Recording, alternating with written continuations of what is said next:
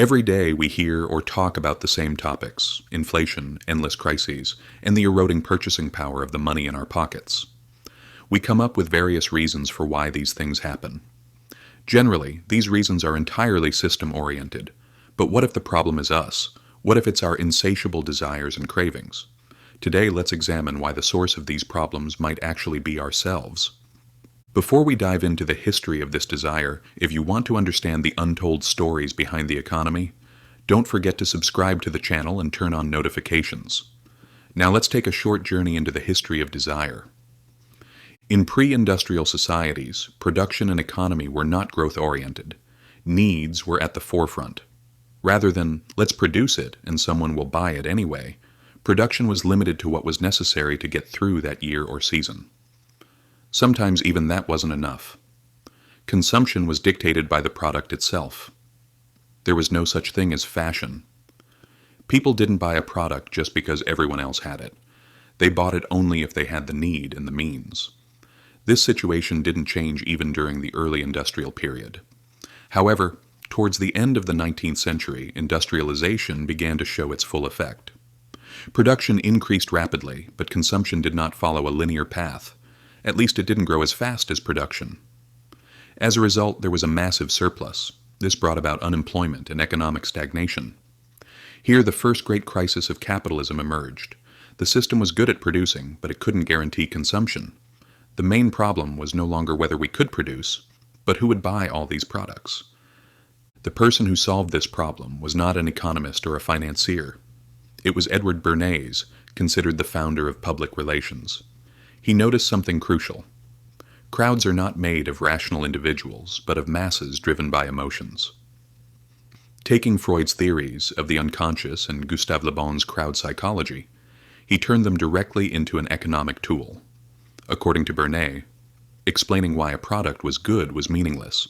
What mattered was what you associated that product with. This completely changed the advertising industry. It was no longer about selling a need. It was about triggering desires. Cigarettes were associated with freedom, cars with power, and cosmetics with social acceptance.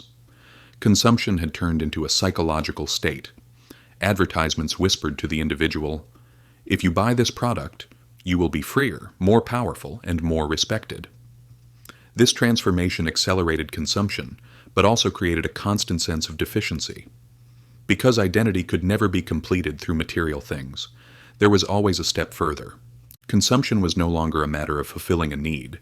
It was a matter of finding a place in society. People followed whatever fashion dictated. To keep up with trends, they would even wear plastic bags as clothes. They were competing to do things themselves that they would have looked at with disgust if they saw a poor person doing them out of necessity. Thorstein Veblen explains that modern consumption is not about utility, but visibility. People consume not just to use, but to be seen by others. The value of a product is measured not by what it does, but by the message it sends. At this point, price overtakes function. Hata Bazen, a product's high price, makes it more attractive despite its lack of utility, because being expensive is a distinguishing feature. Thus, consumption turns into social status rather than individual satisfaction. From an economic standpoint, this creates a situation where demand is no longer tied to its natural limits. As long as status competition continues, consumption continues. This creates a stable but fragile demand structure for markets.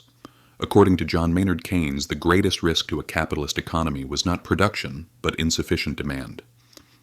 Factories can work, technology can advance, but if people don't spend, the system stops. Therefore, consumption ceases to be an individual choice and becomes a macroeconomic necessity. In the Keynesian view, spending's not just the result of prosperity, but also the cause of it. When consumption falls, unemployment rises, income decreases, and this cycle feeds itself. Therefore, states and central banks consciously support policies to keep demand alive. This is where psychology and economics merge. The willingness of people to spend is critical for continued growth. Advertising, credit, and consumer culture act as functional tools rather than moral ones. Consumption is now a necessity for the system. And here an important question arises. Where will everyone find the money to spend this much? The system found the solution through credit. It is an incentive for you to spend the money you will earn. in the future, right now. Thus, the system keeps demand constantly alive. Income stays the same, but consumption and growth figures constantly increase.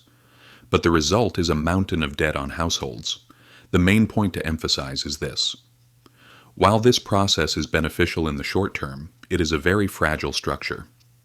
The slightest shock can trigger massive risks and crises. This is why most modern crises arise not from production, but from debt-fueled consumption. 1929, 2008, and similar crises all share this common point. Demand existed, but it wasn't sustainable. Today's inflation, debt, and loss of purchasing power are usually explained by systemic errors, monetary policies, central banks, global crises. These are all true. But there is a missing piece: the behaviors that keep demand afloat. Modern economics is built on the assumption that the individual will constantly spend. This assumption is fed not only by the system, but by the individual's own choices. So the problem isn't just top-down policies, it's the continuity of demand from the bottom up. At this point, saying it's our fault is easy, but misleading. A more accurate way to put it is this. The system works by using our desires, and we move within the system, often without realizing it. Perhaps the real issue is not completely rejecting the system or blaming the individual. The real issue is questioning how much of our desires actually belong to us. Because when consumption stops being a choice and becomes a reflex, economic consequences become inevitable. And this question must be asked. If nobody wanted this much, would the system still work this way?